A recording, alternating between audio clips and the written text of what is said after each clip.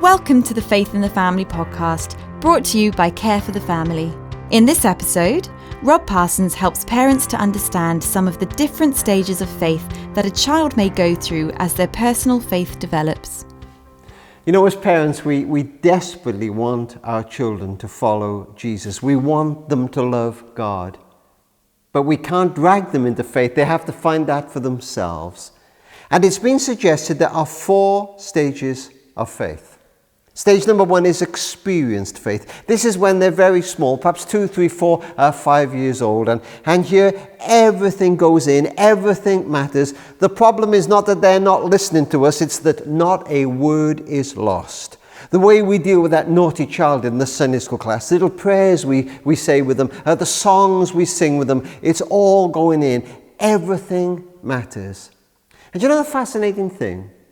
What children are taught at this stage will often affect their theology for the whole of their lives. I meet men and women and they're my age, but they find it really hard to believe that actually God loves them.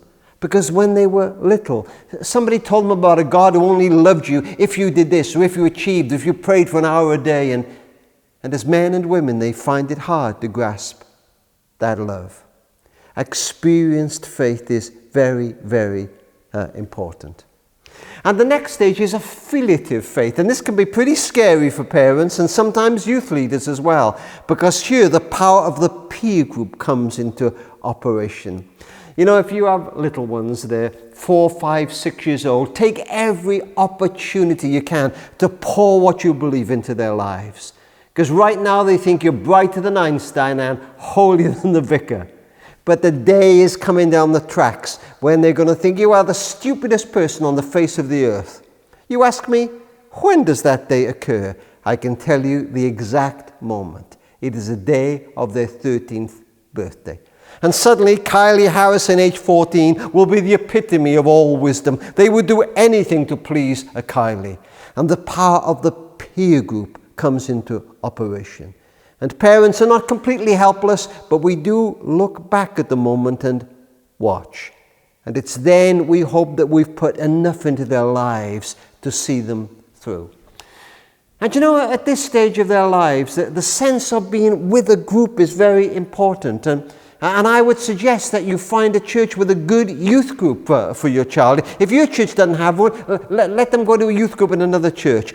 Let them experience lots of young people together. It could be Keswick, it could be New Wine, it could be Spring Harvest or Soul Survivor, but give them that experience of affiliative faith.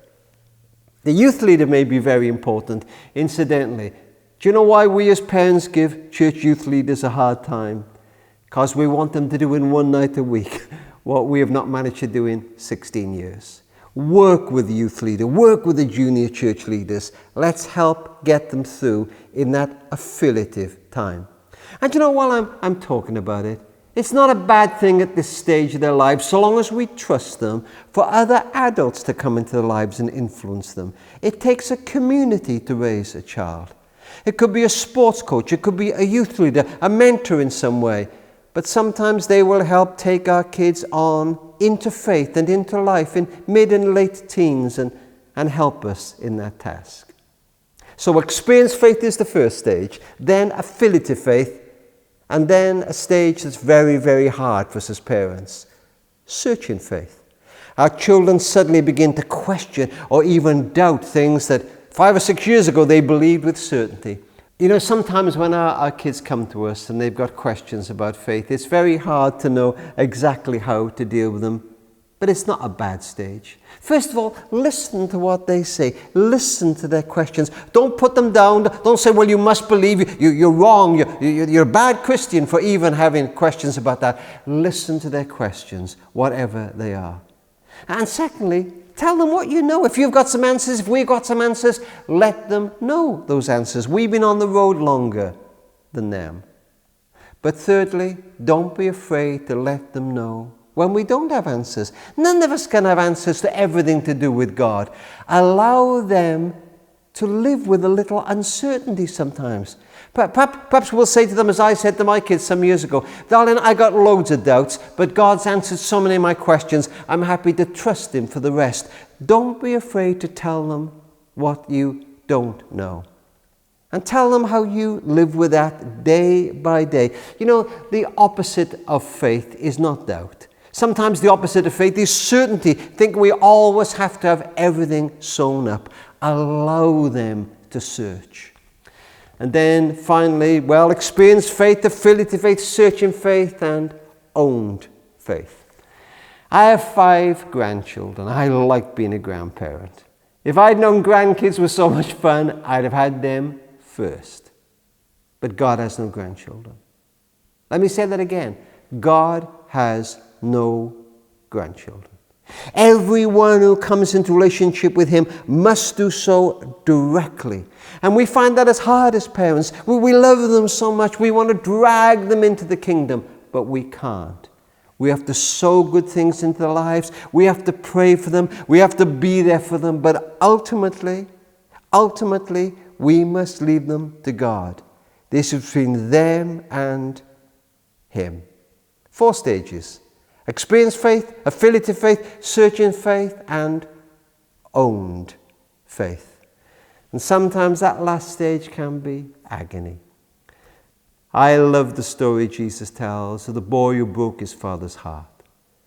He turned his back on everything his father had ever believed in and walked away. But one day he came home to himself and he thought, I want to go home. And he makes up a little speech.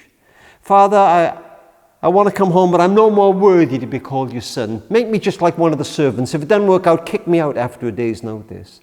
And as he walks home, he's reciting his speech. What he doesn't know is every day since he left, the father's been looking down the road for his boy. And when he sees him in the distance, he starts to run, and the father runs and he puts his arms around the boy, and the boy begins his speech. Father, I've sinned against heaven and against you. But he never finishes his speech. Because the father's saying, no, put a robe on his back and a ring on his finger and shoes on his feet. My boy's home. My girl's home. God understands the heart of that father, that mother. You have been listening to the Faith in the Family podcast. For further information about our courses, resources and events, visit us at careforthefamily.org.uk.